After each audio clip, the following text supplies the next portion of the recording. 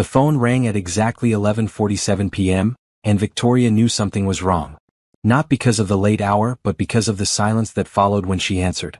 She could hear breathing on the other end, heavy and nervous, like someone trying to gather courage to speak.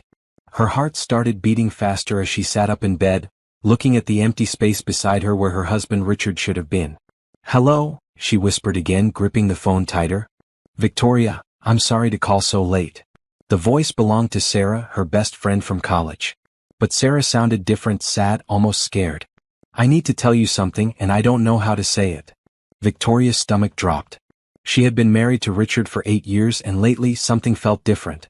He came home later from work, took more business trips, and seemed distant when they were together.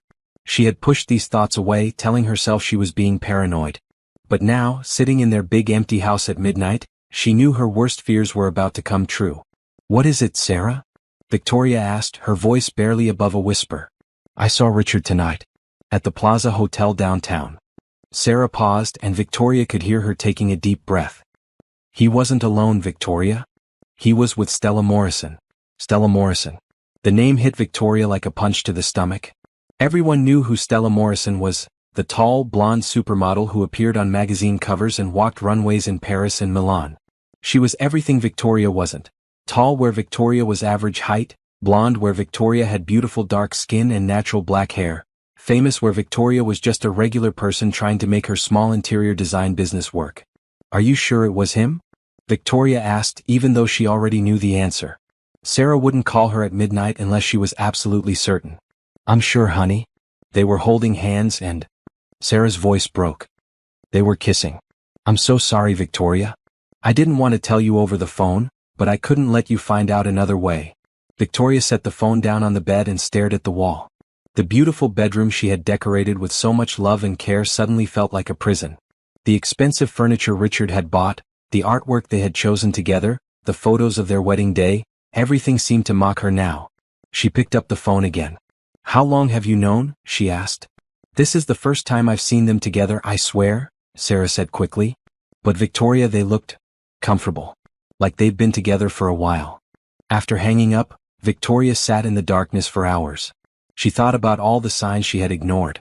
The new cologne Richard had started wearing. The way he guarded his phone.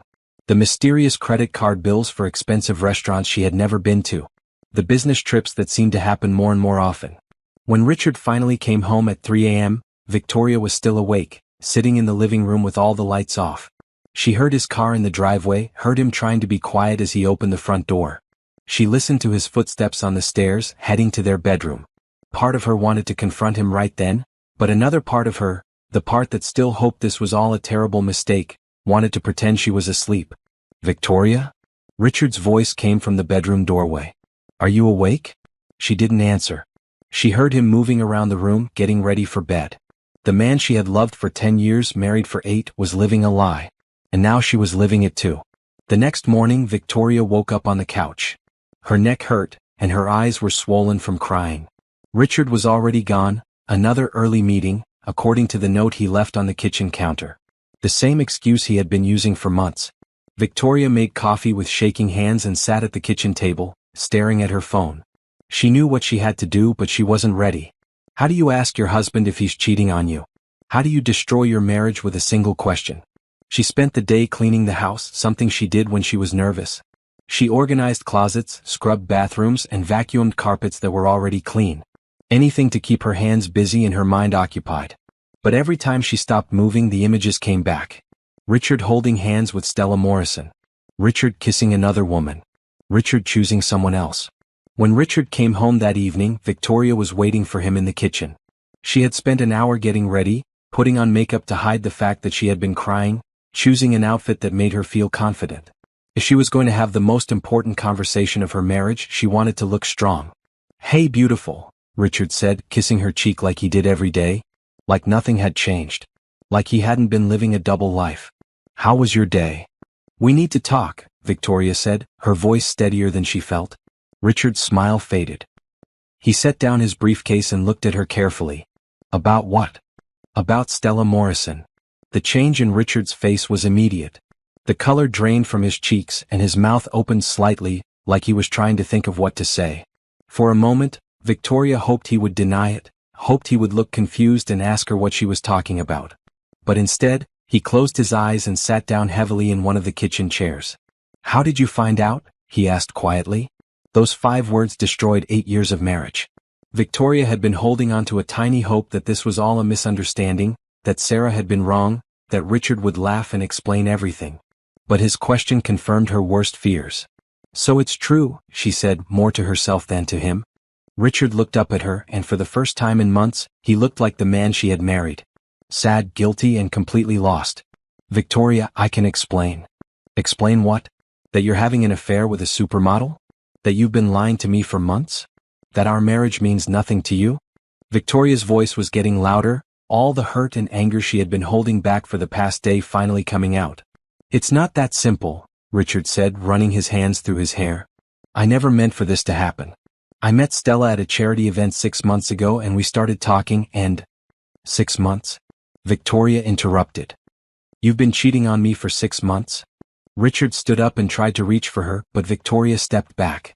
She couldn't let him touch her, not now, not when she was finally seeing him clearly for the first time in years. "I was going to tell you," he said. "I've been trying to figure out how to handle this situation." "Handle this situation?" Victoria repeated. "Is that what our marriage is to you? A situation?" "That's not what I meant and you know it," Richard said, his voice getting defensive. "This is complicated, Victoria. Stella and we have something special. Something I've never felt before."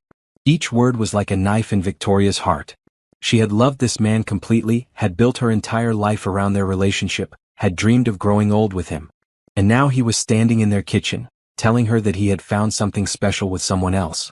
"Get out," she said quietly. "Victoria, please, let's talk about this. We can work through this."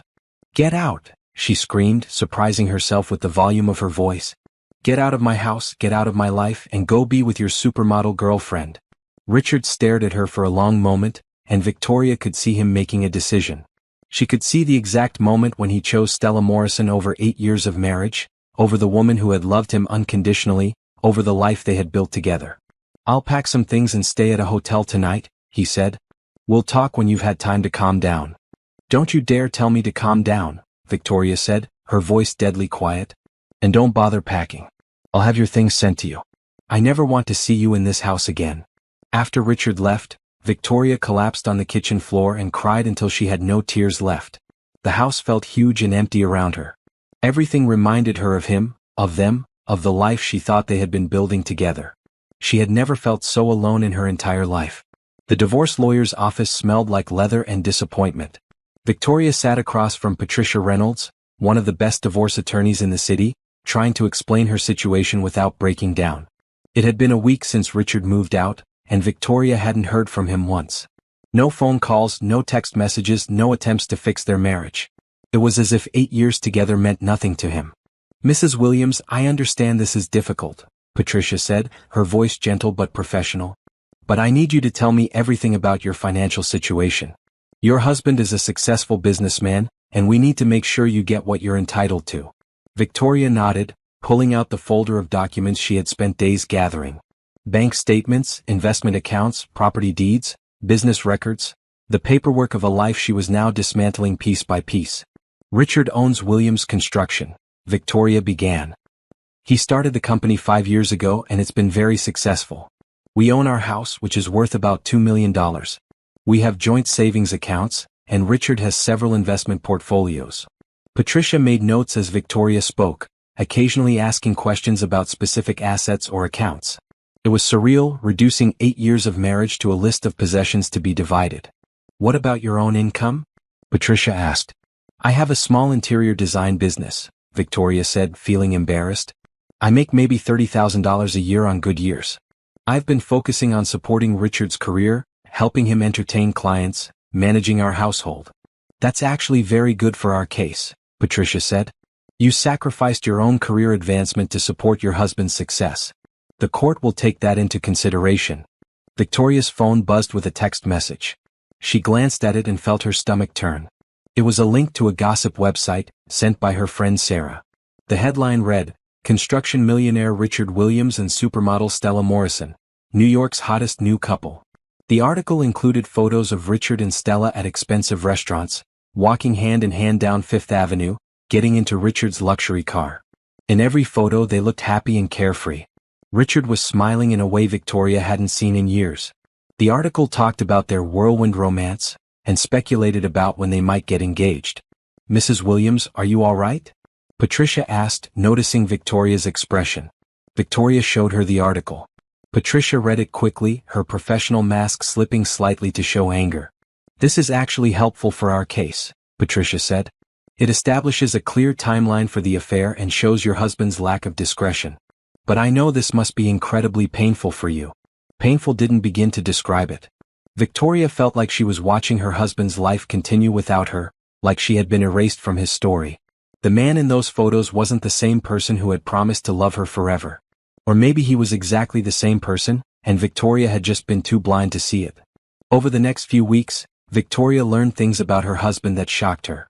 Through the legal discovery process, she found out about secret credit cards, expensive gifts he had bought for Stella, trips they had taken together while Victoria thought he was working. The affair had been going on for 8 months, not 6 like Richard had claimed. The worst part was the text messages Patricia's investigator had uncovered.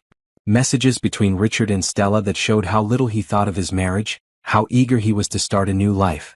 In one message Richard had written, "I can't wait to be free of all this. Victoria is a good person, but she's so ordinary. You make me feel alive again." Ordinary. That word haunted Victoria. She stared at herself in the mirror, seeing her reflection through Richard's eyes. Her dark skin that she had always been proud of suddenly seemed plain compared to Stella's magazine-perfect appearance. Her natural hair, her average height, her simple clothes, everything about her felt inadequate. "You're not ordinary," Sarah said when Victoria told her about the text messages. "You're real. You're kind and smart and beautiful. Richard is an idiot who doesn't deserve you." But Victoria couldn't shake the feeling that maybe Richard was right. Maybe she was ordinary, and maybe that's why he had left her for someone extraordinary. The divorce proceedings dragged on for 3 months. Richard fought her on everything: the house, the savings accounts, even the furniture they had bought together. He claimed that since his business had made most of their money, he deserved the majority of their assets. He accused Victoria of being greedy, of trying to take advantage of him. The irony wasn't lost on Victoria. The man who had cheated on her, who had destroyed their marriage, was now acting like she was the villain in their story. During one particularly difficult mediation session, Richard and Victoria sat across from each other in a conference room, with their lawyers present, trying to divide up the remains of their life together. Richard looked different, thinner, more expensively dressed, like he was trying to transform himself into someone worthy of a supermodel. "I think I'm being more than fair," Richard said, sliding a settlement offer across the table. "Victoria gets the house, half the savings, and alimony for 3 years. That's generous considering she didn't contribute much to our financial success." Victoria stared at the papers, feeling humiliated. Even now, even after everything he had done, Richard was making her feel small and worthless. "Your client destroyed this marriage," Patricia said coldly. "He carried on an affair for 8 months, spent marital assets on his girlfriend, and now he wants to minimize his wife's contributions to their partnership. This offer is insulting." "My client has already moved on," Richard's lawyer replied. "He's trying to be reasonable so everyone can start fresh." "Moved on." Victoria looked at Richard, really looked at him, and realized he was already gone. Not just physically but emotionally. He had checked out of their marriage months ago, maybe years ago. She had been trying to save something that was already dead. "Fine," Victoria said quietly. "I'll take the house and half the liquid assets. I don't want alimony. I don't want anything from him that I have to keep asking for." Richard looked surprised, like he had expected her to fight harder. Maybe he wanted her to fight for him, to show him that their marriage was worth saving. But Victoria was tired of fighting for someone who didn't want to be fought for. The divorce was finalized on a cold Tuesday in March. Victoria signed the papers in Patricia's office, officially ending 8 years of marriage with a few signatures. She felt numb, like she was watching someone else's life fall apart. "What will you do now?" Patricia asked as Victoria gathered her things. "I don't know," Victoria said honestly. "Start over, I guess." That evening, Victoria sat in her big empty house, surrounded by boxes of Richard's belongings that he had never bothered to pick up. The house was officially hers now, but it didn't feel like home anymore. Every room held memories of their life together, and she couldn't escape the feeling that she was living in a museum of her failed marriage. She had given up so much for Richard. Her career dreams, her independence, her sense of self. She had molded herself into the perfect wife, the perfect supporter, the perfect background character in his success story. And in the end it hadn't been enough. Victoria picked up one of the gossip magazines Sarah had been collecting, the ones that featured Richard and Stella. The latest issue showed them at a charity gala, Stella wearing a dress that probably cost more than Victoria made in 6 months. They looked like they belonged together, both beautiful, both successful, both living the kind of glamorous life that ordinary people like Victoria could only dream about. But as Victoria studied the photos more closely, she noticed something.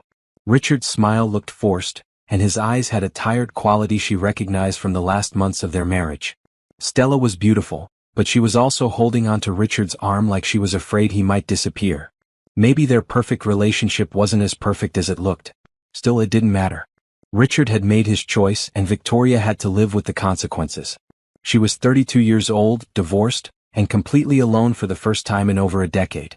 She had no idea who she was without Richard, or what she wanted from life now that her entire future had been erased. All she knew was that she couldn't stay in this house, in this city, surrounded by reminders of everything she had lost. She needed to start over somewhere new, somewhere she could figure out who Victoria Williams really was when she wasn't trying to be the perfect wife to a man who didn't want her. 3 months after the divorce was finalized, Victoria was finally starting to feel like herself again. She had sold the big house and moved into a cozy apartment downtown. She was rebuilding her interior design business and had even started dating again. Nothing serious, just coffee dates and dinners with nice men who treated her with respect.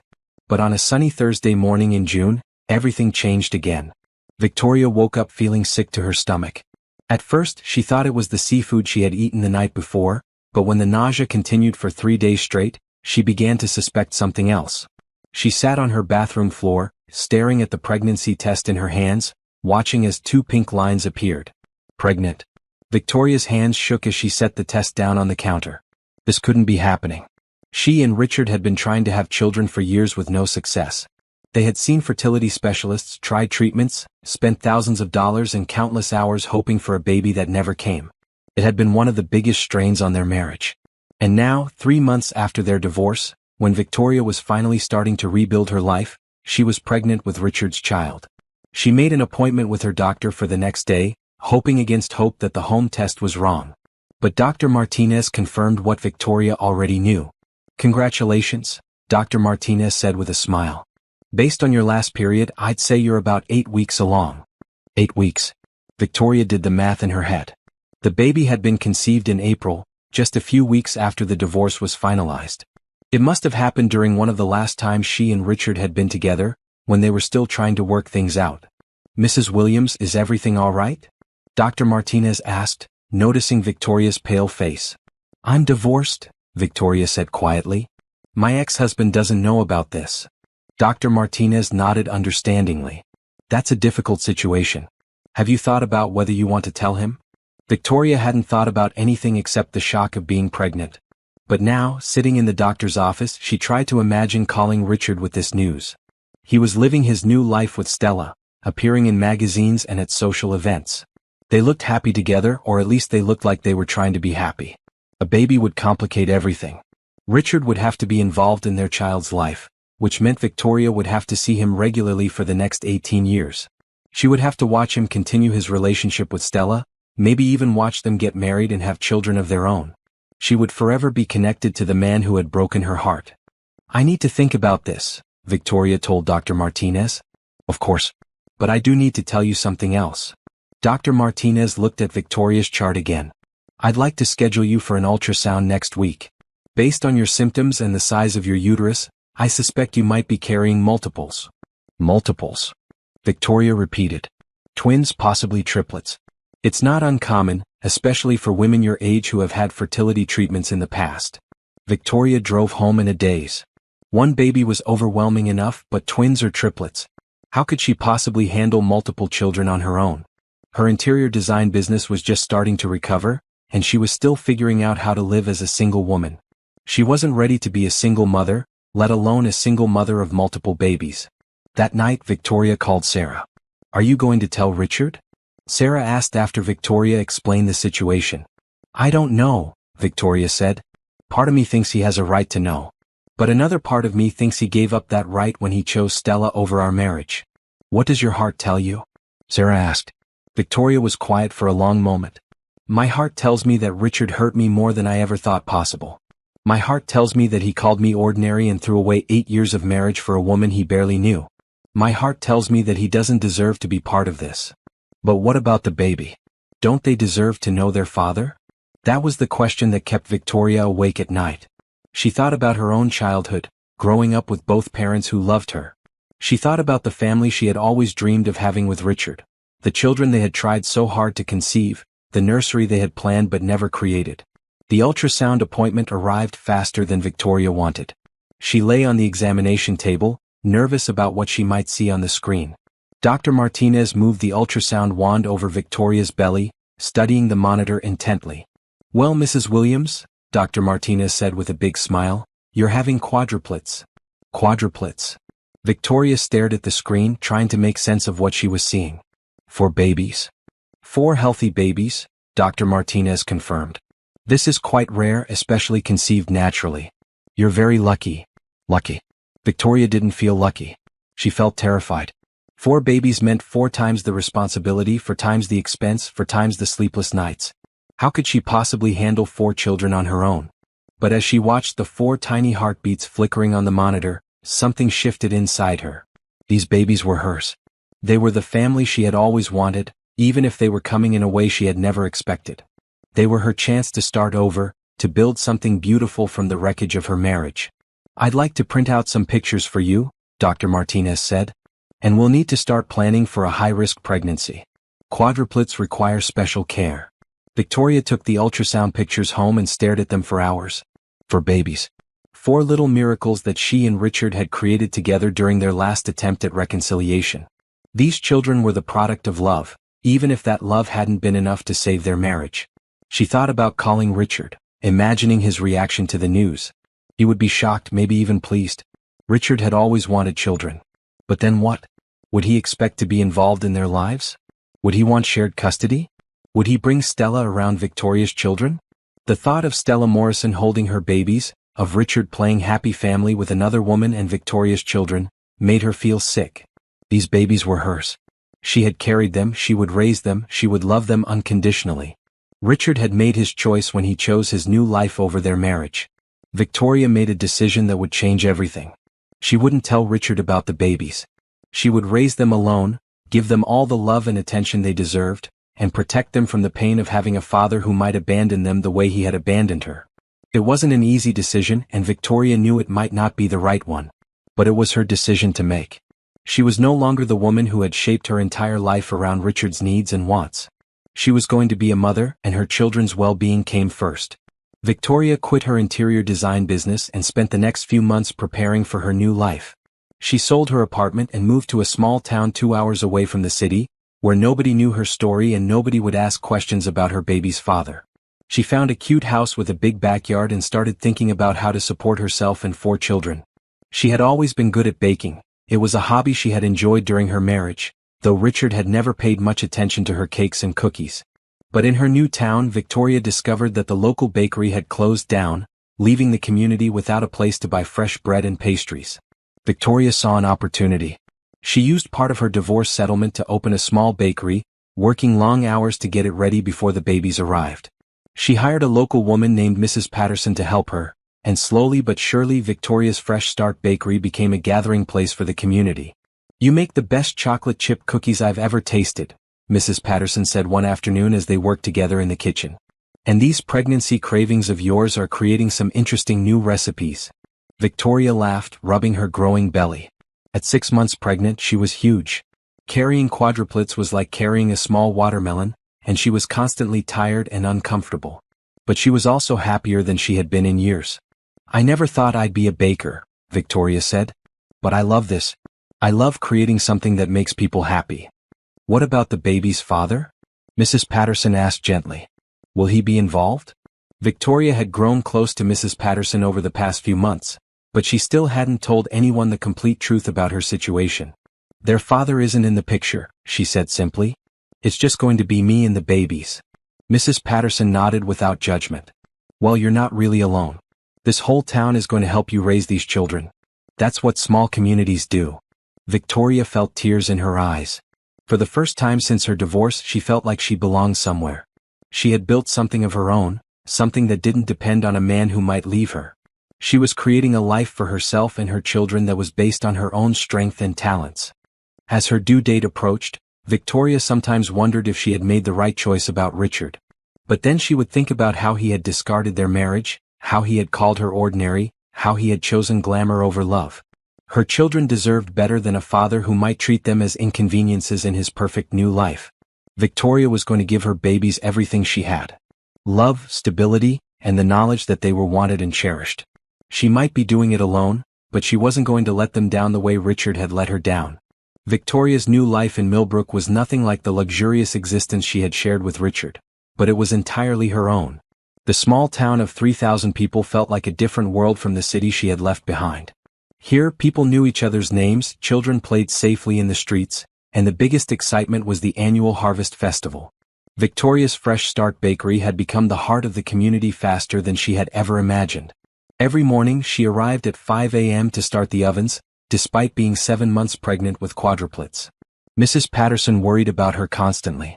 "Victoria, honey, you need to slow down," Mrs. Patterson said as Victoria carefully lifted a tray of fresh bread from the oven. "Those babies are going to come early and you need to save your energy." "The bakery needs me," Victoria replied, though she was breathing heavily from the simple task. "We have the Johnson wedding cake to finish, and the school ordered 200 cookies for their fundraiser." Mrs. Patterson shook her head and gently took the tray from Victoria's hands. "The bakery needs you healthy. Now sit down and let me handle the heavy work." Victoria had hired Mrs. Patterson as an assistant, but the older woman had quickly become much more than that. She was the mother figure Victoria needed, the friend who didn't judge her choices, and the person who would make sure Victoria survived the challenges ahead. "I got a call from a food magazine yesterday," Victoria said, settling into a chair behind the counter. "They want to do a story about small-town bakeries and someone recommended us." "That's wonderful," Mrs. Patterson exclaimed. "This place deserves recognition. Your apple cinnamon muffins are better than anything I've ever tasted, and don't get me started on those lemon bars." Victoria smiled. The success of the bakery still surprised her. She had started it as a way to support herself and her soon-to-arrive children, but it had become something much bigger. People drove from neighboring towns to buy her pastries, and she had already received requests to cater events and ship her baked goods to customers in the city. "I never thought I'd be a businesswoman," Victoria said, watching the steady stream of customers through the window.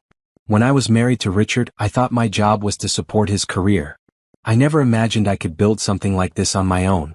"You were always capable of this," Mrs. Patterson said firmly. "You just needed the chance to discover it yourself." That afternoon, Victoria was decorating the Johnson wedding cake when she felt the first contraction. It was mild, just a tightening in her belly, but it made her pause. At 32 weeks pregnant, it was too early for the babies to be born. "Mrs. Patterson," Victoria called out, trying to keep her voice calm. "I think I need to go to the hospital." The next few hours were a blur of doctors, nurses, and medical equipment. Victoria was admitted to the hospital and put on bed rest to try to delay the birth of her quadruplets. Dr. Chin, the specialist who had been managing her high-risk pregnancy, explained the situation. "The babies are healthy, but they're trying to come early," Dr. Chin said. "We're going to do everything we can to keep them inside for a few more weeks. Every day matters for their development." Victoria lay in the hospital bed, scared and alone. This wasn't how she had imagined her children's birth. She had pictured a calm delivery, maybe with Richard holding her hand, welcoming their babies into the world together. Instead, she was facing the possibility of premature quadruplets with no partner to support her. Mrs. Patterson arrived at the hospital with a bag of Victoria's things and a determined expression. "I'm not leaving you to go through this alone," she announced. "My daughter can manage the bakery for a few days." "You don't have to stay," Victoria said, though she was grateful for the company. "Nonsense. You're family now, and family doesn't abandon each other when things get difficult."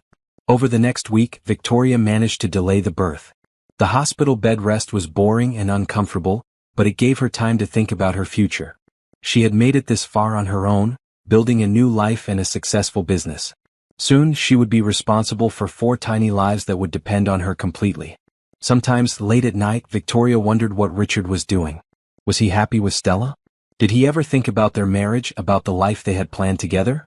Did he wonder why she had disappeared so completely from his world? She had seen pictures of him in magazines that Mrs. Patterson sometimes brought to the hospital. Richard and Stella at charity events, at business dinners, at exclusive parties. They looked like the perfect couple, successful, beautiful, and completely absorbed in their glamorous lifestyle. Do you ever regret not telling him? Mrs. Patterson asked one evening as they watched the sunset through the hospital window. Victoria was quiet for a long moment. Sometimes, she admitted. But then I remember how he looked at me when he chose her. Like I was nothing, like our 8 years together meant nothing. I can't risk my children feeling that same rejection. These babies are going to be so loved, Mrs. Patterson said. You've already given them more than many children get from 2 parents. 2 weeks later, at 34 weeks pregnant, Victoria could no longer delay the inevitable. Her water broke at 3 a.m., and the medical team sprang into action. The delivery room was crowded with doctors and nurses. Each baby would need their own medical team standing by. Are you ready, Victoria? Dr. Chen asked as Victoria was wheeled into the operating room. Victoria nodded, though she felt anything but ready. She was about to become the single mother of 4 premature babies. She had no idea how she was going to manage, but she knew she would figure it out. She had to. The C-section was surreal.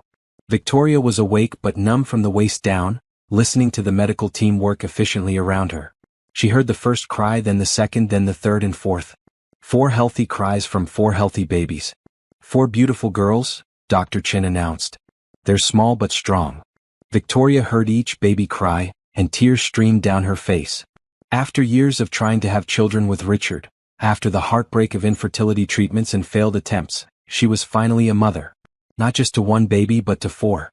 The babies were whisked away to the neonatal intensive care unit before Victoria could hold them. At 4 pounds each, they needed special care and monitoring. But Dr. Chen assured her that they were healthy and strong for babies born at 34 weeks. When can I see them? Victoria asked groggily as she was wheeled to recovery. In a few hours, once you're stable, Dr. Chen replied. They're doing beautifully, Victoria. You should be very proud. Mrs. Patterson was waiting in Victoria's recovery room with tears in her eyes and a huge smile. 4 granddaughters, she said, having appointed herself honorary grandmother. I can't wait to meet them. That evening, Victoria was finally able to visit the NICU. Nothing could have prepared her for the sight of her 4 tiny daughters in their incubators, connected to monitors and feeding tubes, but breathing on their own and clearly fighting to grow stronger every day. Have you thought about names? The nurse asked as Victoria stared in wonder at her babies. Victoria had a list of names ready. Emma, Lily, Rose, and Grace, she said softly. I want them to have strong, beautiful names. Over the next month, Victoria practically lived in the NICU. She learned to change diapers through incubator portholes, to feed premature babies, and to read the monitors that tracked her daughter's progress. Mrs. Patterson kept the bakery running, sending daily updates and refusing to let Victoria worry about the business. The whole town is excited about the babies, Mrs. Patterson reported during one of her hospital visits. People keep asking when they can meet them. And that food magazine wants to reschedule their interview for after you're back on your feet. Victoria watched her daughters grow stronger every day. Emma was the biggest and most active. Lily was quiet and observant. Rose had the loudest cry and demanded attention. Grace was the smallest but also the most determined, always fighting to keep up with her sisters. They're going to be handful, one of the NICU nurses said with a laugh. 4 strong-willed little girls. Victoria couldn't wait. After years of feeling ordinary and forgotten, she was about to become the mother of 4 extraordinary daughters. She was going to give them everything she had, love, security, and the knowledge that they were the most important things in her world. When the babies were finally ready to come home, the entire town of Millbrook seemed to rally around Victoria. People brought meals, baby clothes, and offers to help. Mrs. Patterson had converted her spare bedroom into a nursery, insisting that Victoria and the babies stay with her until they could manage on their own. This is what community means, Mrs. Patterson said as they prepared to leave the hospital. We take care of each other. Victoria looked at her 4 daughters, each one perfect and beautiful and completely hers. She had lost a husband, but she had gained so much more. She had found her strength, built a successful business, and now she was the mother she had always dreamed of being. Richard had called her ordinary, but Victoria knew better now. There was nothing ordinary about rebuilding your life from scratch, about starting a business that brought joy to an entire community, or about raising 4 children with love and determination. Victoria Williams was finally exactly who she was meant to be. Coming home from the hospital with quadruplets was like bringing home 4 tiny miracles wrapped in pink blankets. Victoria sat in the back of Mrs. Patterson's car, holding Emma and Lily while Rose and Grace were secured in their car seats, and felt overwhelmed by the responsibility of it all. These 4 little girls were completely dependent on her for everything. Mrs. Patterson had transformed her cozy house into a baby headquarters. The living room now contained 4 cribs, a changing station, and enough baby supplies to stock a small store. The kitchen counter was covered with bottles, formula, and a detailed feeding schedule that Victoria had learned to follow in the NICU. "Don't worry about anything except taking care of those babies," Mrs. Patterson said as she helped Victoria get settled. "I've got the bakery handled and my daughter Sarah is helping too. The whole town wants to pitch in." The first weeks were the hardest of Victoria's life. For babies meant feeding every 2 hours around the clock, which translated to one baby always needing something. Victoria felt like she was living in a fog of exhaustion, moving from one feeding to the next diaper change to the next crying spell without ever really sleeping. But there were moments of pure joy that made everything worthwhile. When Emma first smiled at 6 weeks old, Victoria cried with happiness. When Lily reached for Victoria's finger and held on tight, Victoria felt her heart overflow with love. When Rose and Grace fell asleep together in the same crib, curled up like they were still in the womb, Victoria knew that being their mother was the most important thing she would ever do. "You're a natural at this," Mrs. Patterson said one morning as Victoria efficiently fed 2 babies while rocking a third with her foot. "I've raised 5 children, and I've never seen anyone handle quadruplets with such grace." Victoria laughed tiredly. "I don't feel graceful. I feel like I'm barely keeping my head above water." "That's normal. But look at those babies, they're thriving because of you." It was true. Emma, Lily, Rose, and Grace were growing stronger every day. They had reached healthy weights, passed all their developmental milestones, and were starting to show their individual personalities. Emma was curious about everything around her. Lily was a cuddler who loved to be held. Rose was dramatic and made sure everyone knew when she was unhappy. Grace was observant, always watching her sisters with serious eyes. When the babies were 3 months old, Victoria finally felt ready to return to work at the bakery. Mrs. Patterson had kept the business running beautifully, but Victoria missed the creative outlet and the sense of accomplishment that came from building something with her own hands. "Are you sure you're ready for this?" Mrs. Patterson asked as Victoria prepared 4 baby carriers for their first trip to the bakery. "I have to be," Victoria said. "The girls and I are a team now. We'll figure it out together." The bakery had never been busier. Word had spread about Victoria's quadruplets, and people came from neighboring towns not just for the pastries but to see the famous 4 babies. Victoria set up a play area behind the counter where the girls could nap and play while she worked. "This is better than television," said Mrs. Johnson, one of Victoria's regular customers. "Watching you manage 4 babies and run a bakery at the same time is like watching a superhero in action." Victoria didn't feel like a superhero, but she was starting to feel proud of what she had accomplished. In less than a year, she had escaped a failed marriage, moved to a new town, built a successful business, and become the mother of 4 healthy children. She had done it all without Richard, without his money or his connections or his approval. The Food magazine article came out when the babies were 6 months old. The writer had spent a day with Victoria, documenting her routine of morning baking, customer service, and baby care. The article was titled "Rising from the Ashes: How One Woman Built a Bakery Empire While Raising Quadruplets." "Listen to this," Mrs. Patterson said, reading from the magazine. "Victoria Williams represents the best of American entrepreneurship, taking a personal tragedy and transforming it into triumph. Her bakery serves the best pastries this writer has ever tasted, and her quadruplets are proof that love and determination can overcome any obstacle." Victoria blushed at the praise, but she was also proud. The article brought even more attention to the bakery, with orders pouring in from across the state. People wanted to ship Victoria's cookies and cakes to family members, restaurants wanted to carry her breads, and other magazines wanted to feature her story. "I think you need to expand," Mrs. Patterson said as they looked at the growing list of orders. "Maybe hire more help or even open a second location."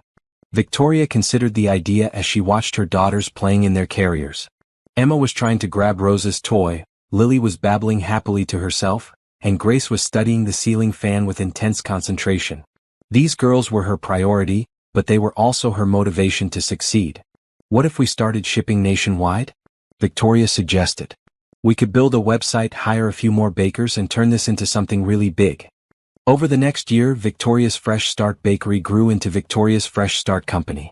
She hired 3 full-time bakers, set up an online ordering system, and began shipping her signature items across the country. The Quadruplets, now walking and getting into everything, had their own little corner of the expanded bakery where customers loved to visit them. "Mama work," Grace said one day, her first clear sentence as she watched Victoria decorating a wedding cake. "That's right, baby," Victoria said, picking up her daughter. "Mama work so we can have a good life." Victoria's success was featured in business magazines and local newspapers. She was invited to speak at entrepreneurship conferences and women's business groups. The shy, uncertain woman who had been called ordinary by her ex-husband had become a role model for single mothers and small business owners. But the most rewarding moments were still the quiet ones at home. Bath time with 4 giggling toddlers, bedtime stories read to sleepy girls, and morning snuggles before starting another busy day. Victoria had created exactly the life she wanted, one filled with purpose, love, and the knowledge that she was exactly where she belonged. Sometimes, late at night when the girls were asleep, Victoria wondered what Richard would think if he could see her now. The woman he had discarded as ordinary had built something extraordinary. She had created a life that was entirely her own, filled with success and love, and 4 beautiful daughters who thought she was the most important person in the world. Victoria no longer needed Richard's approval or recognition. She had found something better: self-respect, financial independence, and the deep satisfaction of knowing she could handle anything life threw at her. She was no longer the abandoned wife waiting for someone else to define her worth. She was Victoria Williams, successful businesswoman and devoted mother, and she was proud of who she had become. 5 years had passed since Victoria's divorce, and her life was unrecognizable from the broken woman who had once sat crying on her kitchen floor. Victoria's Fresh Start Company now operated 12 bakeries across 3 states, employed over 60 people, and generated annual revenues of $15 million. Victoria had been featured on the cover of Entrepreneur magazine and named one of the top 40 under 40 business leaders in the country. But Victoria's greatest pride wasn't her business success. It was watching Emma, Lily, Rose, and Grace grow into confident, happy 5-year-olds who filled every day with laughter and adventure. "Mommy, can we help with the new store today?" Emma asked over breakfast, always eager to be involved in Victoria's business activities. "I want to arrange the cookies," Rose added, bouncing in her chair. "Can I count the money?" Lily asked, having inherited Victoria's head for numbers. Grace, always the quietest of the 4, simply smiled and hugged Victoria's leg. "I just want to be with you, Mommy." Victoria's heart melted, as it did every morning when her daughters reminded her of what really mattered. The bakery empire was impressive, but being their mother was her greatest achievement. Victoria was preparing to open her 13th location, a flagship store in the heart of her old city, the same city where Richard still lived and worked. It was a bold move, bringing her business back to the place where her marriage had fallen apart, but Victoria felt ready to face her past.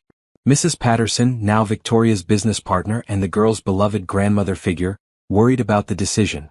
"Are you sure about this location, dear? There are other cities where we could expand." "I'm sure," Victoria said, reviewing the architectural plans for the new store. "I left that city feeling like a failure. I want to return as a success." Victoria had kept track of Richard's life through business magazines and social media, though she tried not to make it a habit. Richard's construction company was doing well, but not spectacularly. He and Stella had gotten engaged 2 years ago, but Victoria noticed they had postponed their wedding twice. Recent photos showed them at fewer social events, and Richard looked tired in a way Victoria remembered from the end of their marriage. Victoria felt no satisfaction in Richard's apparent struggles.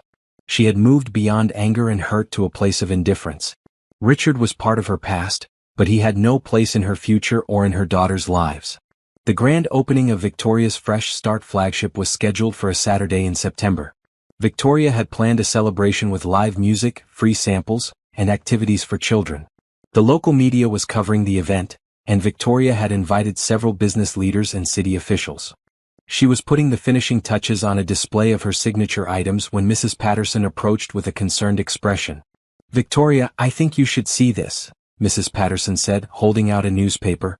The society page featured a large photograph of Richard and Stella at a charity gala the previous weekend. But it wasn't a happy picture. Richard looked uncomfortable in his tuxedo, and Stella appeared to be in the middle of an animated argument with him. The caption read, "Construction mogul Richard Williams and fiancée Stella Morrison share tense moment at Children's Hospital fundraiser." Victoria studied the photo with detached curiosity. Richard's face showed the same strained expression she remembered from their final months together. Stella, still beautiful but somehow sharper looking than in earlier photos, had her finger pointed at Richard's chest in an accusatory gesture. "Trouble in paradise," Mrs. Patterson observed. "That's not our concern," Victoria said, folding the newspaper and setting it aside. "We have our own lives to focus on." But Victoria's past was about to collide with her present in a way she never expected. That afternoon, as she was training the new store manager, her assistant approached with a strange expression. "Victoria, there's someone here to see you," she said quietly. "He says he's your ex-husband." Victoria felt her stomach drop. Richard was here in her store 5 years after their divorce. She hadn't seen him or spoken to him since the day he moved out of their house. "Tell him I'm busy," Victoria said, her voice steadier than she felt. "He's not alone," her assistant continued. "There's a blonde woman with him, and they both look upset about something." Victoria took a deep breath. She had built an empire, raised 4 children, and overcome every challenge life had thrown at her. She could handle seeing Richard again. Victoria walked to the front of the store and saw them immediately. Richard looked older, with gray at his temples and lines around his eyes that hadn't been there during their marriage. Stella was still stunning, but there was a hardness to her beauty that made her seem less approachable than in her magazine photos. "Hello, Richard," Victoria said calmly. Richard stared at her in shock. Victoria knew she looked different too, more confident, more polished, more successful. She was wearing a tailored business suit and the kind of jewelry that came from earning your own money. Her natural hair was styled in a sophisticated cut, and she carried herself with the assurance of a woman who had built something significant. "Victoria," Richard said, his voice uncertain. I had no idea this was your business. I saw the name in the newspaper and thought it might be a coincidence." "No coincidence," Victoria replied. "I started this company after our divorce." Stella stepped forward, looking Victoria up and down with obvious assessment. "You're Richard's ex-wife? The interior decorator?" "I'm a businesswoman," Victoria corrected. "I own Victoria's Fresh Start Company. We operate 12 bakeries and employ over 60 people." Victoria saw Richard's eyes widen as he processed this information. The woman he had called ordinary had built something extraordinary. "That's impressive," Richard said, and Victoria could hear genuine surprise in his voice. "I always knew you were talented." Victoria almost laughed at the irony. Richard had never shown any interest in her talents during their marriage. He had treated her ambitions like hobbies, secondary to his own career goals. "What can I do for you?" Victoria asked, keeping her tone professional. Richard and Stella exchanged a look, and Victoria could see the tension between them. Whatever problems the newspaper had hinted at seemed to be very real. "We were hoping to order some items for our wedding," Stella said, though her voice lacked enthusiasm. "Richard mentioned you used to bake." Victoria gestured toward the display cases filled with elegant cakes, pastries, and desserts. "We do custom orders, but our calendar is booked several months in advance." "Money isn't an issue," Stella said quickly, as if that solved everything. "It's not about money," Victoria replied. "It's about time and commitment to our existing clients." Victoria saw Richard studying her intently, as if trying to reconcile the confident businesswoman in front of him with the wife he had left behind. She wondered what he was thinking, whether he regretted his choices, whether he ever thought about what their life might have been like if he had valued what they had together. But Victoria realized she didn't really care what Richard thought anymore. His opinion had once been the most important thing in her world, but now it was irrelevant. She had built a life that didn't require his approval or validation. "I'll have my assistant check our availability," Victoria said diplomatically. "If we can accommodate your request, someone will contact you." As Richard and Stella left the store, Victoria felt a strange sense of closure. Seeing Richard again had confirmed what she already knew. She had moved on completely. The man who had once been the center of her universe was now just a stranger with whom she had shared a different life. Mrs. Patterson approached as Victoria watched them walk away. "How do you feel?" "Free," Victoria said without hesitation. "Completely free." That evening, as Victoria helped Emma, Lily, Rose, and Grace with their homework, she reflected on how much her life had changed. 5 years ago, she had been desperate for Richard's love and approval. Now she had 4 daughters who thought she was perfect, a business that provided for dozens of families, and the deep satisfaction of knowing she had built something meaningful with her own hands.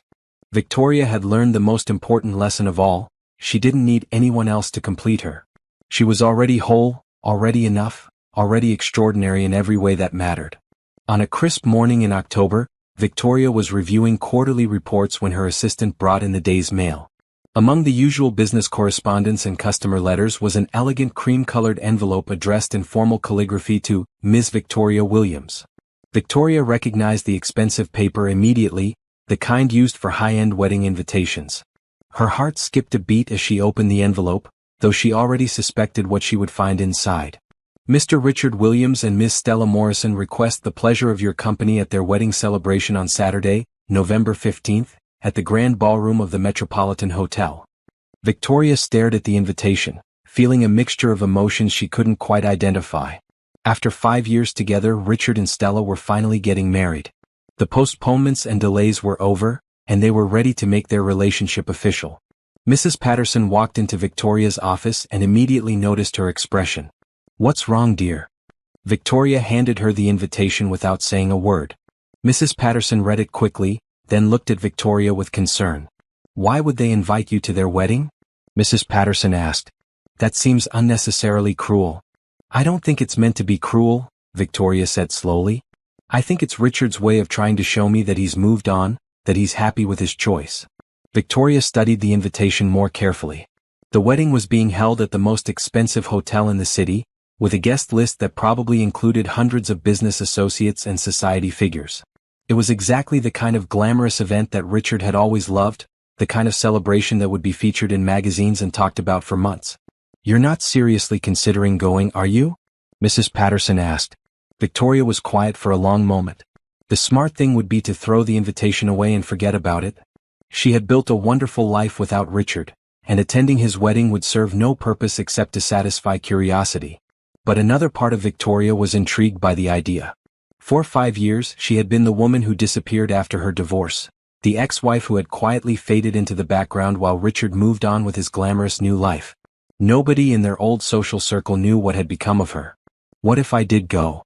Victoria said, surprising herself by voicing the thought. "Victoria, that's a terrible idea," Mrs. Patterson said immediately. "Why would you put yourself through that?" "Because I'm not the same woman who was discarded 5 years ago," Victoria replied, her voice growing stronger. "I've built something amazing. I have 4 beautiful daughters. I'm successful and confident and happy. Maybe it's time people knew that." Victoria thought about Emma, Lily, Rose, and Grace, now 5 years old and full of personality and intelligence. Richard had no idea he had 4 daughters, no idea that his DNA was walking around in 4 little girls who looked exactly like him. The resemblance was unmistakable. They all had Richard's dark hair, his strong jawline, his determined expression. "What are you thinking?" Mrs. Patterson asked, recognizing the look in Victoria's eyes. "I'm thinking that Richard spent 5 years believing he made the right choice," Victoria said. "Maybe it's time he learned the truth about what his choice really cost him." Over the next few days, Victoria found herself obsessing over the wedding invitation. She researched the venue, looked up the guest list through social media, and even found the wedding registry online. Richard and Stella had registered for expensive art, luxury linens, and kitchen appliances that cost more than many people's monthly salaries. Victoria showed the invitation to her daughters one evening, curious about their reaction. "Who's getting married, Mommy?" Emma asked, studying the fancy paper. "Someone I used to know a long time ago," Victoria said carefully. "Can we go to the wedding?" Rose asked excitedly. "I love weddings. Can we wear pretty dresses?" Victoria looked at her 4 daughters, so innocent and beautiful, and made a decision that would change everything. "Actually," Victoria said, "I think we will go to this wedding." Mrs. Patterson nearly dropped her coffee cup when Victoria told her the plan. "You want to take the girls?" "Victoria, are you sure about this?" "I've never been more sure of anything," Victoria replied. "For 5 years, Richard has lived his life believing he made the right choice when he left me for Stella. He thinks he upgraded, thinks he chose someone better. But he has no idea what he really gave up."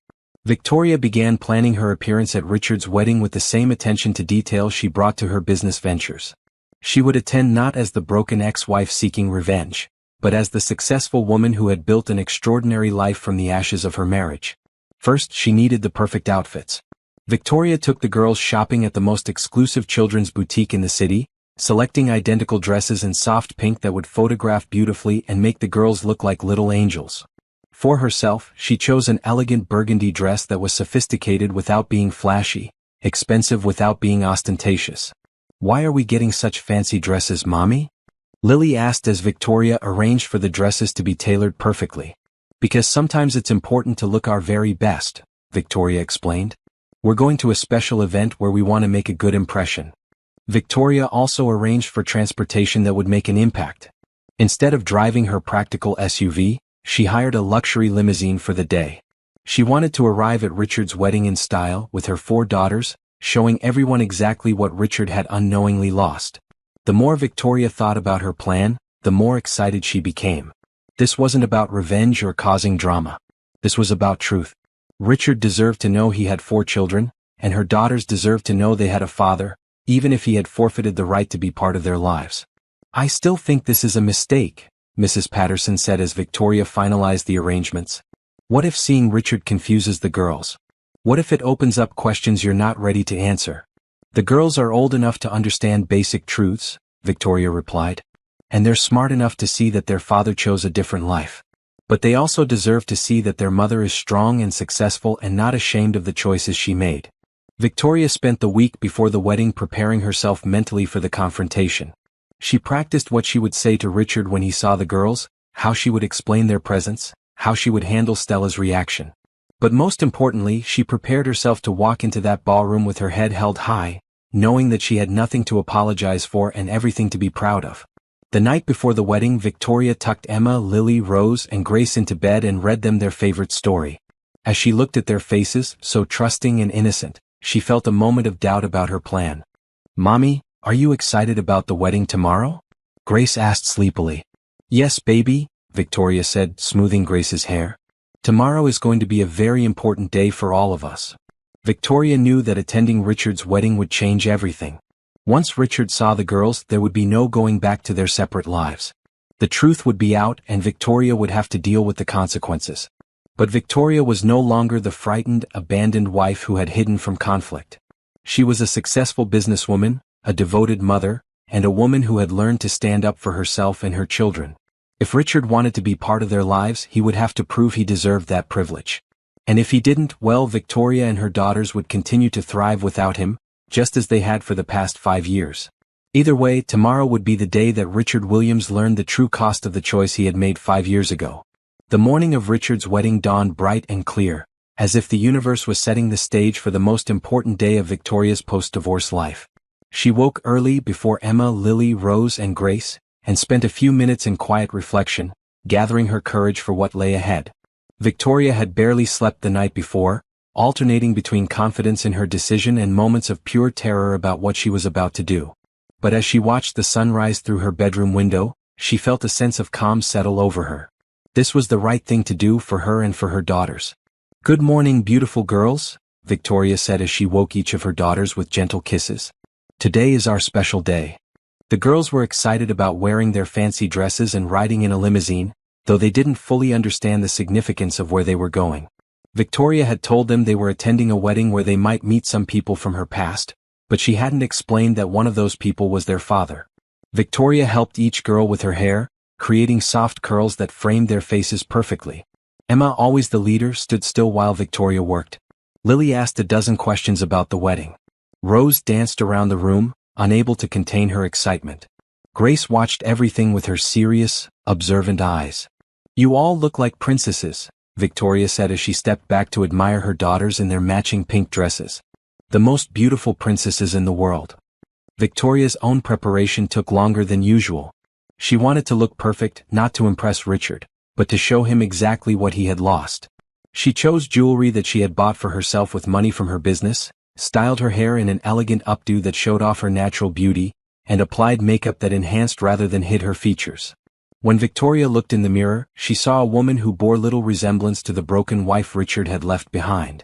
This woman was confident, successful, and surrounded by love. This woman had built something extraordinary from nothing. Mrs. Patterson arrived to help with final preparations and to wish them luck. She was still worried about Victoria's plan, but she could see that Victoria's mind was made up. You look stunning, Mrs. Patterson said as Victoria made a final check of her appearance. Those girls are lucky to have you as their mother. And I'm lucky to have them, Victoria replied, watching Emma help Grace with her shoes. They've made me stronger than I ever thought I could be. The limousine arrived exactly on time, a sleek black vehicle that looked expensive and important. The girls were thrilled, bouncing on the leather seats and exclaiming over the minibar and television. "This is the fanciest car I've ever been in," Rose announced, pressing her face to the tinted window. "Wait until you see the hotel," Victoria said, thinking of the Metropolitan's grand ballroom where Richard and Stella were about to make their vows. During the drive into the city, Victoria explained a little more about what they might encounter at the wedding. "We're going to see a lot of people I used to know," she told the girls. "Some of them might be surprised to see us and they might ask questions about who you are." "What should we tell them?"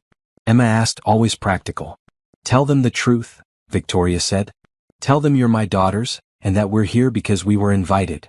Victoria had spent considerable time deciding when to make their entrance. Too early and they might get lost in the crowd of arriving guests. Too late and they might miss the impact she was hoping to create. She had decided to arrive just as the ceremony was ending, when guests would be moving to the cocktail reception. As the limousine pulled up to the Metropolitan Hotel, Victoria felt her heart begin to race. Through the windows she could see other wedding guests arriving, women in expensive dresses and men in tailored suits, exactly the kind of people who had made up her and Richard's social circle during their marriage. "Are you ready, girls?" Victoria asked, taking a deep breath. "Ready, Mommy," they chorused, and Victoria marveled at their innocence and trust. Victoria had timed their arrival perfectly. As they entered the hotel's elegant lobby, she could hear music from the ceremony ending and guests beginning to move toward the cocktail reception. Victoria took each girl's hand, Emma and Lily on her left, Rose and Grace on her right, and walked toward the ballroom with her head held high. The scene that greeted them was exactly what Victoria had expected. The Metropolitan's ballroom had been transformed into a wedding wonderland, with white flowers, crystal chandeliers, and enough luxury to fill a magazine spread. Guests in expensive attire mingled with champagne glasses, discussing business and social gossip. Victoria immediately spotted several people she recognized from her married life. Former friends who had taken Richard's side in the divorce, business associates who had dropped her when she was no longer connected to Richard's success, couples who had simply forgotten she existed once she was no longer part of their social circle. The first person to notice Victoria was Jennifer Morrison, a woman who had been in Victoria's book club during her marriage. Jennifer's mouth fell open when she saw Victoria, looking elegant and confident with 4 beautiful daughters by her side. "Victoria?" Jennifer said, approaching cautiously. "Is that really you?" "Hello, Jennifer," Victoria said warmly. "It's good to see you." Jennifer's eyes moved from Victoria to the girls, taking in their obvious resemblance to each other and their striking beauty. "Are these your daughters?" "Yes," Victoria said proudly. "Emma, Lily, Rose, and Grace. Girls, say hello to Mrs. Morrison." The girls greeted Jennifer politely, their good manners and sweet personalities immediately charming everyone within earshot. Victoria noticed other guests beginning to notice them, conversations pausing as people recognized her and tried to make sense of her presence. "They're beautiful," Jennifer said, still staring at the girls in amazement. "How old are they?" "5. Victoria replied, watching as Jennifer's eyes widened with realization. 5 years old. The same age as Victoria's divorce from Richard. Jennifer, like everyone else who had known them during their marriage, was clearly doing the math in her head. More people began to approach, drawn by curiosity and the obvious drama of Victoria's unexpected appearance. Victoria greeted each person politely, introducing her daughters with pride and answering questions about her life with confidence. "I heard you moved away after the divorce," said Margaret Chin, another former friend. "What are you doing now?" "I own a bakery company," Victoria said simply. "We have 13 locations across 3 states. Victoria could see the surprise and perhaps a little jealousy in Margaret's eyes. These people had expected Victoria to disappear quietly after her divorce, to fade into obscurity while Richard moved on to bigger and better things. They hadn't expected her to build something successful, to return with 4 beautiful children and an obvious confidence that came from genuine achievement. As word of Victoria's presence spread through the reception, Victoria knew it was only a matter of time before Richard and Stella learned she was there. She positioned herself and the girls near the entrance to the ballroom, where they would be impossible to miss. Emma tugged on Victoria's dress. "Mommy, everyone is staring at us." "That's okay, sweetheart," Victoria said, stroking Emma's hair. "Sometimes people stare when they see something beautiful and unexpected." Victoria felt a familiar presence before she saw him. Richard was walking toward them across the ballroom, his face a mixture of shock, confusion, and something that might have been fear. Stella was beside him, looking stunning in her wedding dress but clearly agitated about something. This was the moment Victoria had been preparing for. 5 years after Richard had chosen another woman over their marriage, 5 years after he had called her ordinary and walked out of her life, he was about to learn the truth about what his choice had cost him. Victoria stood straighter, held her daughter's hands tighter, and prepared to change everything. Richard stopped dead in his tracks when he saw Victoria across the ballroom. For a moment, he looked like he might be seeing a ghost, the woman he had divorced 5 years ago, standing in his wedding reception with 4 children who bore an unmistakable resemblance to his own family features. Stella, radiant in her designer wedding gown, followed Richard's gaze and immediately understood that something was very wrong. Her smile faltered as she took in the scene, her new husband staring at his ex-wife, who was surrounded by 4 beautiful little girls in matching pink dresses. "Richard," Stella said sharply, grabbing his arm. "Who is that woman and why is she here?" But Richard couldn't speak. He was staring at Emma, Lily, Rose, and Grace with a look of dawning recognition that made Victoria's heart pound. The girls had inherited Richard's dark hair, his strong jawline, and his intelligent eyes. Anyone who knew Richard well would see the resemblance immediately. Victoria watched as Richard's face went through a series of emotions: shock, confusion, realization, and finally, a kind of desperate hope mixed with terror. She could practically see him doing the math in his head, counting back 5 years to when these children would have been conceived. "Victoria," Richard said, his voice barely above a whisper as he approached them. "What are you doing here?" "You invited me," Victoria replied calmly, pulling the wedding invitation from her purse. "I thought it would be rude not to attend." Stella's eyes narrowed as she looked back and forth between Richard and Victoria. She was clearly sensing the tension but didn't yet understand its source. "Richard, you didn't tell me you invited your ex-wife to our wedding." "I didn't," Richard said, never taking his eyes off the 4 girls. "The invitation was sent by the wedding planner to everyone on our guest list. Victoria must have been left on there by mistake." "It wasn't a mistake," Victoria said smoothly. "It was fate." A crowd was beginning to gather around them. Wedding guests who remembered Victoria from her marriage to Richard were whispering among themselves, clearly fascinated by this unexpected drama. Victoria could hear fragments of their conversations. "Is that really his ex-wife? Those children look just like him. How old do you think they are?" Richard's best man, Thomas, approached the group with a concerned expression. "Richard, is everything all right?" Richard opened his mouth to speak, but no words came out. He was still staring at the girls with a mixture of wonder and horror, as if he were seeing his own childhood reflected in their faces. Emma, always the boldest of the 4, stepped forward and looked up at Richard with curious eyes. "Are you the man who's getting married today?" "Yes," Richard managed to say. "I am." "You look sad for someone who just got married," Lily observed with the brutal honesty of a 5-year-old. Richard knelt down to the girl's level, and Victoria's heart clenched as she saw him up close for the first time in 5 years. He looked older, more tired, and there was something hollow in his eyes that hadn't been there during their marriage. "What are your names?" Richard asked, his voice shaking slightly. "I'm Emma," Emma said confidently. "This is Lily, that's Rose, and she's Grace. We're quadruplets." "Quadruplets," Richard repeated, the word hitting him like a physical blow. He looked up at Victoria with an expression she had never seen before, complete devastation mixed with desperate hope. "Victoria, are they?" "Yes," Victoria said simply. "They're yours." The words hung in the air like a bomb that had just exploded.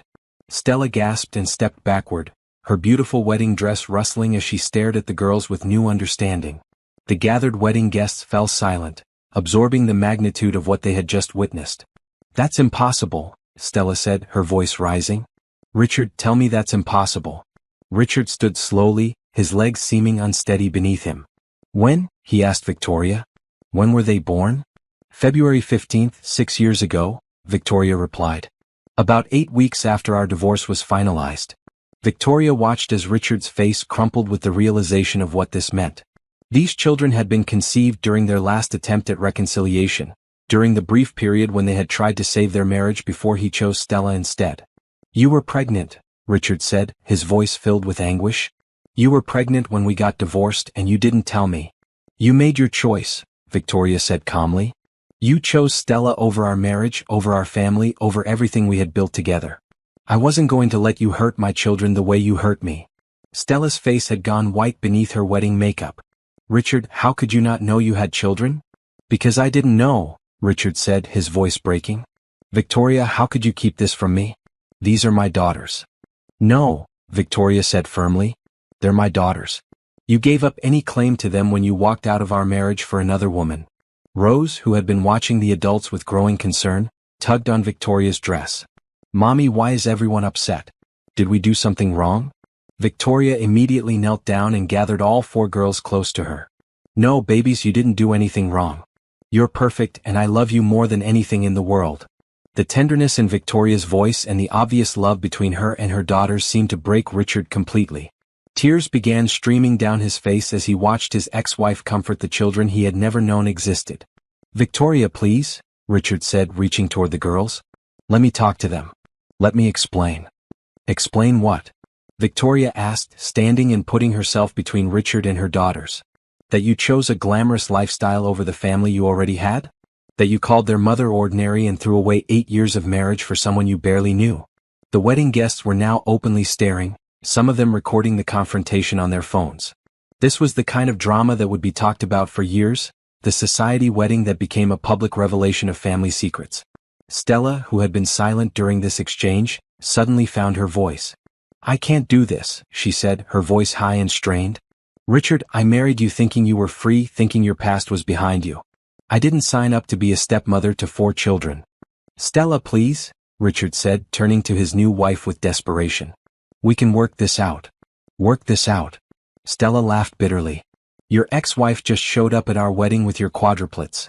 How exactly do we work that out? Victoria watched this exchange with a mixture of satisfaction and sadness. She had wanted Richard to see what he had lost, but seeing him fall apart in front of everyone was harder than she had expected. We should go, Victoria said to her daughters. This isn't our celebration. Wait, Richard said, grabbing Victoria's arm. Please don't take them away again. I just found out I have children. I have rights. Victoria looked down at Richard's hand on her arm, then back up at his face. You have no rights, she said quietly. You gave up your rights when you chose someone else over your family. You've missed 5 years of their lives, Richard. 5 years of first words and first steps and bedtime stories and birthday parties. You don't get to walk back into their lives just because it's convenient for you now. I didn't know, Richard said desperately. If I had known you were pregnant, I never would have left. But you did leave, Victoria replied. You left me for her, and you would have left your children too if it meant keeping your new lifestyle. I protected them from that rejection. Grace, who had been quietly observing everything, stepped forward and looked up at Richard with serious eyes. Are you our daddy? The question hung in the air like a challenge. Richard looked down at his youngest daughter, seeing his own eyes looking back at him, and broke down completely. Yes, he whispered. I'm your daddy, and I'm so sorry I haven't been there for you. Grace considered this for a moment, then shook her head. No, you're not our daddy. Our daddy is in heaven and he watches over us. You're just a man who made mommy sad. The simplicity and wisdom of Grace's words hit everyone like a physical blow. Richard sank into a nearby chair, overwhelmed by the magnitude of what he had lost and the innocence of the child who had just rejected him. Victoria gathered her daughters and began walking toward the exit. She had accomplished what she came to do. Richard now knew the truth about what his choices had cost him. But she also knew that her daughter's well-being came first, and this emotional scene was becoming too much for them to handle. Victoria, Richard called after her. This isn't over. I want to be part of their lives. Victoria stopped and turned back to look at him one last time. Then you'll have to prove you deserve that privilege, she said. And right now, you have a wife to take care of. As Victoria and her daughters walked out of the ballroom, she heard Stella's voice rising behind them. I want an annulment, Richard. I didn't marry you to become part of this mess. Victoria didn't look back. She had spent 5 years building a life without Richard, and she wasn't going to let his sudden reappearance destroy the peace and stability she had created for her daughters. But as they rode home in the limousine, Victoria knew that everything had changed. Richard now knew about Emma, Lily, Rose, and Grace, and he would want to be part of their lives. Victoria would have to navigate this new reality while protecting her daughters from any more pain. Mommy, Emma said as they drove through the city. Why was that man so sad? Victoria looked at her 4 beautiful daughters, so innocent and trusting, and made a promise to herself. Whatever happened next, she would make sure that Richard's presence in their lives would be on her terms, in a way that protected and benefited the children who had become her whole world. 2 weeks after the wedding confrontation, Victoria was in her office reviewing expansion plans when her assistant knocked on the door. "There's a man here to see you. He says his name is Richard Williams." Victoria's stomach tightened. She had been expecting this visit ever since the wedding, but she still wasn't sure she was ready for it. "Send him in." Richard looked terrible. His usually perfect hair was disheveled, his expensive suit was wrinkled, and his eyes had the hollow look of someone who hadn't slept in days. He stood in the doorway of Victoria's successful business, taking in the professional space she had created, the awards on her walls, the evidence of everything she had built without him. "Hello, Victoria," he said quietly. "Richard." Victoria gestured to the chair across from her desk. "I assume you're here to discuss the girls." Richard sat down heavily and ran his hands through his hair. "Stella asked for an annulment. She said she couldn't handle being married to someone with so much baggage from his past." Victoria felt a brief moment of satisfaction, followed immediately by concern. "I'm sorry to hear that." "No, you're not," Richard said with a bitter laugh. "And I don't blame you. I destroyed my marriage to you, and now I've destroyed my marriage to her. I seem to be very good at ruining relationships." Victoria studied Richard's face, seeing genuine pain and regret there. This wasn't the confident, arrogant man who had left her for a supermodel. This was someone who had finally realized the true cost of his choices. "Why are you here, Richard?" Victoria asked. "I want to meet my daughters properly," Richard said. "I want to be part of their lives if you'll let me." Victoria leaned back in her chair. "Why should I let you? You've missed 5 years of their lives. You've never changed a diaper, never read them a bedtime story, never comforted them when they were sick. What makes you think you deserve to be their father now?" "Because they're my children too," Richard said, his voice rising slightly. "Because I have rights." "No," Victoria said firmly. "You have no rights. Your name isn't on their birth certificates. You've never paid child support. You've never even acknowledged their existence until 2 weeks ago. Legally and morally, you're just a stranger to them." Richard's face crumpled. "Victoria, please. I know I made terrible mistakes.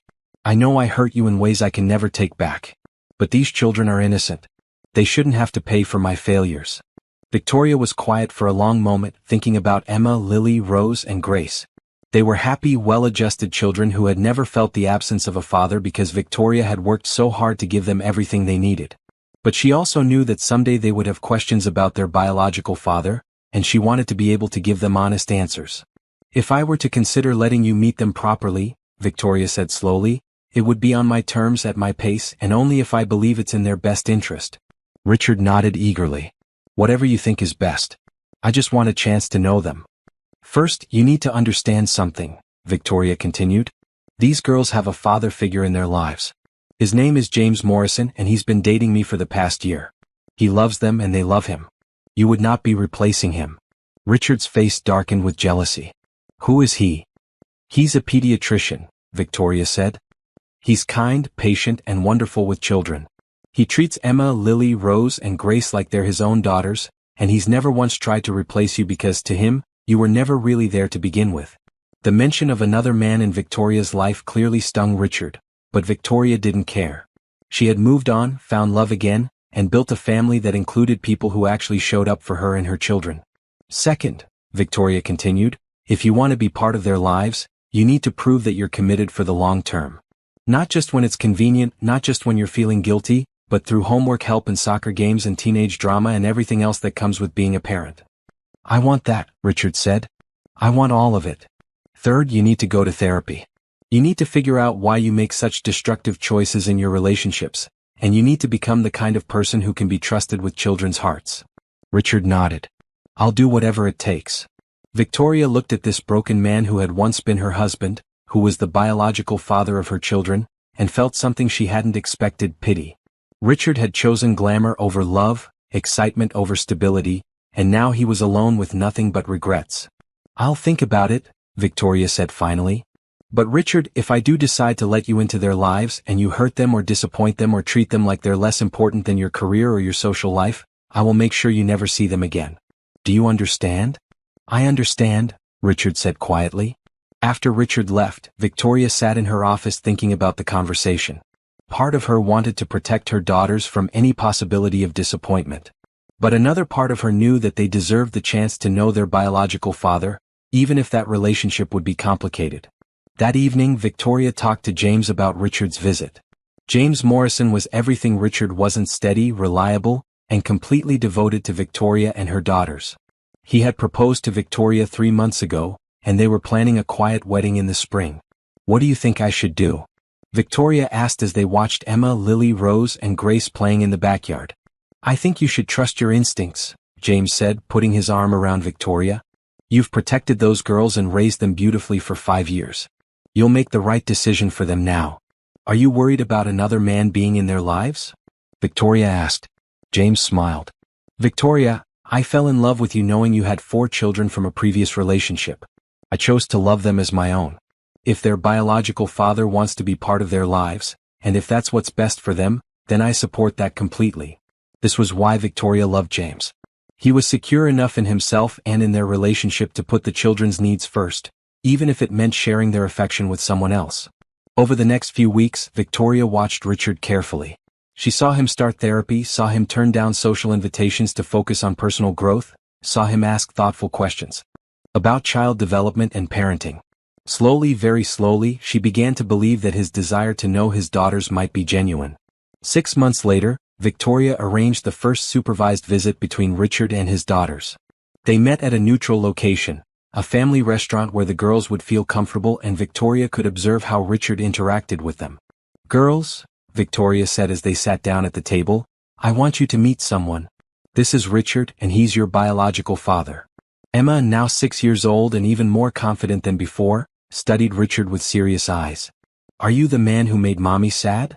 "Yes," Richard said honestly. "I made some very bad choices and I hurt your mother. I'm sorry for that." Lily tilted her head. "Why did you hurt Mommy?"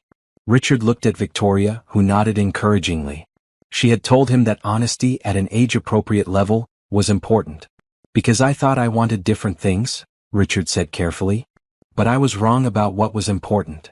Rose, ever dramatic, crossed her arms. "Mommy says you left us before we were born." "I didn't know you existed," Richard said. "If I had known about you, I would have made different choices." Grace, still the quietest of the 4, spoke up. "We already have a daddy. His name is James and he's going to marry Mommy." Richard's face showed pain, but he nodded. "I know about James and I'm glad you have someone who loves you. I'm not trying to replace him. I just want to be another person who cares about you if you'll let me." The visit lasted 2 hours and Victoria was surprised by how well it went. Richard was patient with the girls' questions, honest about his mistakes, and genuinely interested in learning about their personalities and interests. When it was time to leave, Emma surprised everyone by hugging Richard goodbye. "Can we see you again?" she asked. Richard looked at Victoria, hope written all over his face. Victoria nodded slowly. Over the following months, Richard became a regular but carefully managed part of the girls' lives. He attended their school plays, helped with homework, and slowly began to build relationships with each of his daughters. It wasn't easy. There were tears, difficult questions, and moments when Victoria questioned her decision. But gradually, the girls began to accept Richard as another adult who cared about them. They called him Richard rather than Dad. That title belonged to James, but they seemed to understand that he was special in his own way. A year after their first meeting, Victoria married James in a small ceremony surrounded by family and friends. Emma, Lily, Rose, and Grace served as flower girls, and Richard attended as a guest, watching the woman he had lost marry a man who truly deserved her. After the ceremony, Richard approached Victoria and James. "Thank you," he said simply, "for letting me be part of their lives and for showing me what real love looks like." Victoria looked at Richard, seeing a man who had finally learned the difference between what glittered and what was truly valuable. He would never be the father James was to her daughters, but he was trying to be the best version of himself he could be. "They're lucky to have people who love them," Victoria said. "All of us." As Victoria danced with James at her wedding reception, surrounded by her 4 beautiful daughters and the community that had supported her through everything, she felt completely at peace. She had learned that real love wasn't about grand gestures or perfect appearances. It was about showing up, day after day, choosing the people you love over everything else. Richard had taught her what she didn't want in a partner. James had shown her what true love actually looked like. And Emma, Lily, Rose, and Grace had taught her that she was stronger and more capable than she had ever imagined. Victoria Williams had started as an ordinary woman who thought her worth came from being the perfect wife. She had become an extraordinary woman who knew her value came from within, a successful businesswoman, a devoted mother, and a person who had turned her greatest heartbreak into her greatest triumph. The girl who had once been called ordinary had created a life that was anything but. And she had done it all by learning the most important lesson of all, that she was already enough, exactly as she was.